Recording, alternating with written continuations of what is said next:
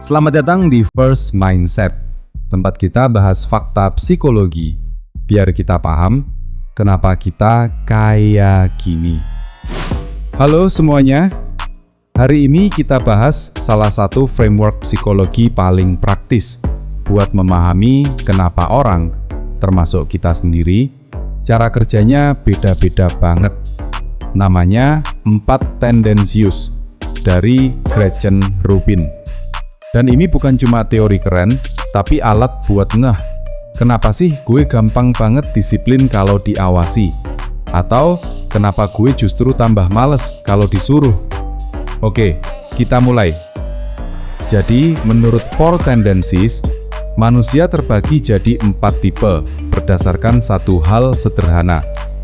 Bagaimana kita merespons harapan? Ada 2 jenis harapan. Harapan dari luar, misalnya deadline kantor, permintaan orang lain.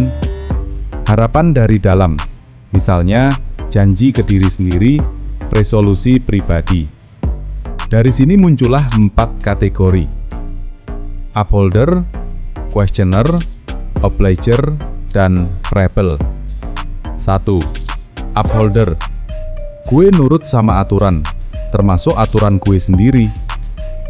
Orang upholder itu kayak, kalau gue bilang gue bakal bangun jam 5, ya gue bangun jam 5. Dan kalau bos bilang deadline Jumat, mereka juga jalanin. Mereka paling kuat di konsistensi. Tapi tantangannya kadang terlalu kaku. Kalau ada perubahan mendadak, mereka bisa stres. Kalimat khas mereka, gue kan sudah bilang dari awal, gue harus tetap sesuai plan. 2. Obliger. Gue disiplin kalau ada yang ngeliatin. Ini tipe paling banyak. Obliger itu gampang memenuhi ekspektasi orang lain, tapi susah banget disiplin kalau cuma mengandalkan janji pribadi. Makanya banyak orang obliger gagal diet atau olahraga. Tapi begitu punya partner olahraga, boom, langsung rajin. Kelemahannya, kalau terus dipaksa dari luar, mereka bisa meledak. Obliger rebellion namanya. Kalimat khas, iya sih gue mau, tapi kalau sendirian tuh susah. 3. Questioner. Gue ngikutin aturan kalau itu masuk akal buat gue. Questioner bakal nanya, kenapa gue harus ngelakuin ini? Efeknya apa? Logikanya apa? Mereka butuh alasan yang kuat. Kalau sudah paham why, mereka bisa jadi super disiplin. Tapi mereka sering dianggap ngeyel karena mereka tuh bukan menolak, cuma butuh penjelasan. Kalimat khas, jelasin dulu manfaatnya. 4. Rebel. Gue cuma ngelakuin apa yang gue mau.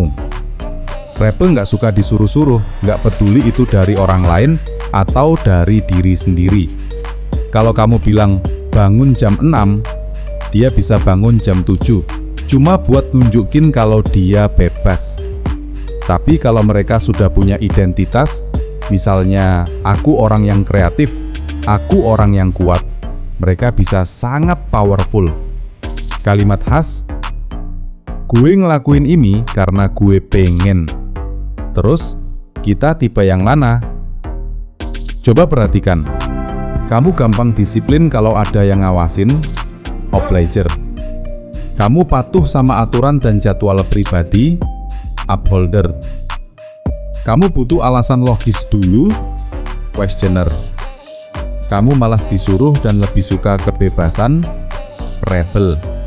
Dan ingat, nggak ada yang paling bagus. Semua tipe punya kekuatan dan jebakannya. Terus gimana pakainya dalam hidup? Untuk upholder, belajar lebih fleksibel. Obliger, bikin akuntabilitas eksternal, partner, grup, mentor. Questioner, jangan tenggelam dalam overthinking. Rebel, pakai identitas dan pilihan personal sebagai motivasi.